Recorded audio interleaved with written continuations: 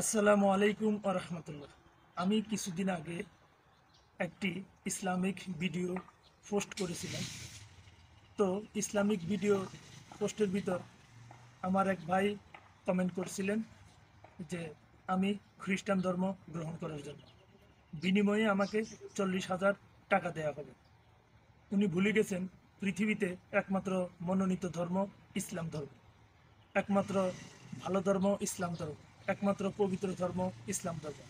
ইসলামের উপরে কোনো ধর্ম নেই। উনি ভুলে গেছেন যে এটা এমন একটা ধর্ম যেটা কোটি টাকা দিলেও আমরা ওই ধর্ম পরিবর্তন করব না। যাই হোক, মহান রব্বুল আলামিন যেন ওনাকে হেদায়েত দান করেন। দর্শক, আপনারা অবশ্যই ওনার আইডিতে একটু চেক করে আসবেন এবং ওনার আইডিটা একটু ঘুরে দেখবেন। উনি কেন হঠাৎ করে আমাকে এই কথা লিখলেন আমি জানি না। তবে আমি বলি যে মহান আল্লাহ যেন ওনাকে হেদায়েত দিয়ে ইসলাম ধর্ম গ্রহণের জন্য ওনাকে আকৃষ্ট করেন। নিশ্চয় রব্বুল আলমিন যাকে হেদায়েত দেন তাকে রব্বুল আলমিন হেদায়েত দিতে পারেন। তো আমি এটা আপনাদের উদ্দেশ্যে বলার একমাত্র কারণ যে উনি আমাকে 40,000 টাকার অফার দিয়ে কথা বলেন। হাজার টাকা নয়, লক্ষ টাকা নয়, কোটি টাকা হলেও আমাদের একমাত্র মনোনীত ইসলাম ধর্ম আমরা ত্যাগ করব না।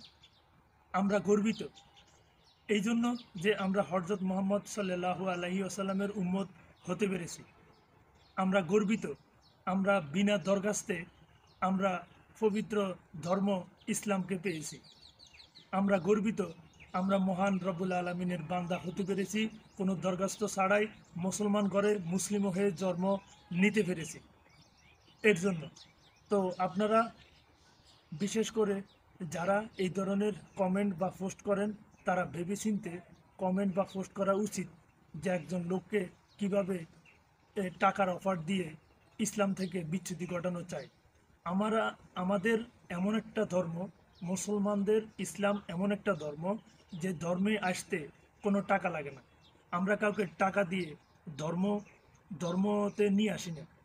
আমাদের ধর্ম কবুল, আমাদের ধর্ম গ্রহণ করতে গেলে কোনো টাকা পয়সা লাগে না। অন্য যত ধর্ম আছে অন্য ধর্মগুলা গ্রহণ করতে গেলে টাকা দেয়, নারী দেয়, গাড়ি দেয়, অনেক কিছু। কিন্তু আমাদের ধর্মে আমরা কিছুই দেই না। শুধু আমাদের এই মনোনীত ধর্ম, মনোনীত ইসলাম ধর্মের জন্য আল্লাহকে রাজি খুশি করার জন্য উনি ইসলাম গ্রহণ করবেন।